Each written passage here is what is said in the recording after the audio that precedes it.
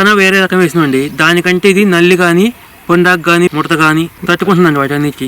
పచ్చికాయ కానీ కింద నుంచి పై దాకా పచ్చికాయ కానీ పొండు కానీ ఒకటే సైజు మొత్తం. ముందు కాయ కూడా మచ్చలేదండి. అక్కడ వాటికి కాయ మచ్చ ఉంది, దీనికి కాయ మచ్చలేదండి. కాయ ఒత్తి చూసానండి, విత్తనాలు కూడా ఎక్కువ ఉన్నాయి లావుగా. దీంట్లో 90 నుంచి 110 విత్తనాలకు ఉన్నాయి. కాయ బరువు కూడా ఉందండి. ఇప్పుడు 3 స్టెప్పులు వచ్చిందండి, 4వ స్టెప్ కూడా వచ్చిందండి పైన. మళ్ళీ వేరే రకాల కంటే మార్కెట్ బట్టి బాగుంటుందండి. కలర్ కానీ తూకం కానీ బాగుంటుంది. చేస్తూనే ఉండాలండి కంపెనీ. ఎట్లా ఉందని అడుగుతున్నారు, తెగుళ్ళు ఉన్నాయా, ఎట్లా ఉంది తోటని. ఈ మందులు కొట్టనని కూడా చెబుతున్నారండి. ఇప్పుడు మేము పక్క చేయని దానికి దీనికి ఒకటే మందు కొడతాం. ఇప్పుడు దీంట్లో నల్లి శాతం తక్కువ అండి. వేరే రకాల్లో నల్లి ఎక్కువే ఉంది. కొంచెం స్వస్తిక్ తేజ బాగుందండి. వేరే దానికంటే సైజు బాగుందండి. కాయ తెగుళ్ళు బూజు తెగులు తట్టుకుంటుంది, ముడత ఇవన్నీ తట్టుకుంటుంది.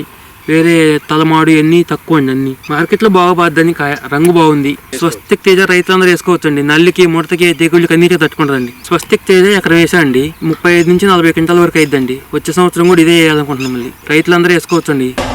స్వస్తిక్ తేజ